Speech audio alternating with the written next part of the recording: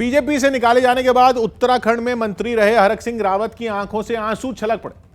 उन पर अनुशासनहीनता का आरोप लगा था, जिसकी वजह से एक दिन पहले उन्हें न केवल उत्तराखंड के मंत्रिमंडल से बल्कि 6 साल के लिए बीजेपी से भी निकाल दिया गया। जिसके बाद वो जब मीडिया के सामने आए तो उनका दर्द भी सामने आ गया।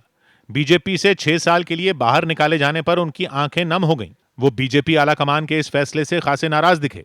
यहां तक कि उन्होंने ये तक बोल दिया कि उन्हें निकालना पार्टी की बहुत बड़ी गलती है। किसी का विनाश होना होता है, किसी को, तो वो उससे ऐसी गलतियां होती हैं। एक दिन पहले जब हरक सिंह रावत दिल्ली पहुंचे थे तभी खबरें उड़ी थीं कि वो बीजेपी छोड़ने वाले हैं, लेकिन उनकी दलील ये है कि वो अमित शाह से मिलने दिल्ली आए थे, न कि बीजेपी छोड़ने। मैं मिला रहा था अमित शाह जी के यहाँ, तब तक मैसेज आ गया, मैं समय ले रहा था कि कल मैं सब दिल्ली आया हूँ, कल मुझे कुछ समय दे दीजिएगा। खबरें हैं कि हरक सिंह रावत लंबे समय से नाराज थे और वो कांग्रेस में जाने की पूरी तैयारी कर चुके थे, लेकिन उनके ऐसा करने से पहले ही बीजेपी ने उन्हें पार्टी से निकाल दिया। बीजेपी ने आरोप लगाया कि हरक सिंह रावत अपने करीबियों के लिए टिकट मांग रहे थे, लेकिन पार्टी की पॉलिसी एक परिवार एक टिकट की है, जिस पर मतभेद बढ़े और हरक सिंह रावत बीजेपी से बाहर कर दिए गए। वो अपने समेत अपने परिवार के लिए और अन्य लोगों के लिए पार्टी पर दबाव कर रहे थे, तो इसलिए पार्टी ने निर्णय लिया। हालांकि हरक सिंह रावत ने इस आरोप को गलत ठहराया। मेरे पुत्र बधू जो है,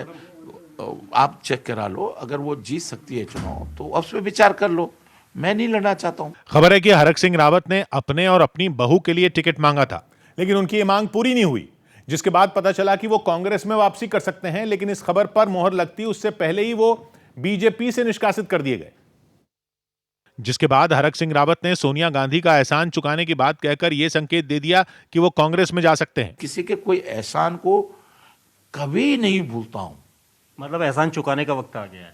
हाँ, देखिए, मैं सोचता हूं कि इन्होंने मौका दिया ना मुझे। लेकिन उत्तराखंड के पूर्व मुख्यमंत्री और कांग्रेस नेता हरीश रावत ने माफी की शर्त रखकर उनकी वापसी की राह मुश्किल कर दी। 18 मार्च की घटना है 2016 की उत्तराखंड में।